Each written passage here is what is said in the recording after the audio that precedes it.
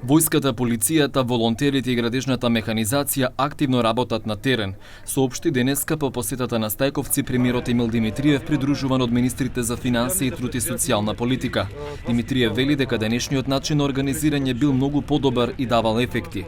Овие министри ќе бидат постојано тука на терен, присутни за координација, за да имате на кого да се обратите за помош, да биде тоа испланирано, да се дадат приоритети. Првиот човек на Министерството за внатрешни работи Митко Чавков го посети селото Стајковци за да види одблизу каква е состојбата по поплавите.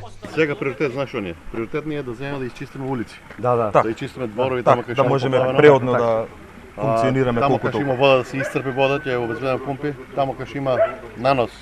Вице-премиерот Владимир Пешевски рече дека треба да се отворат нови пунктови.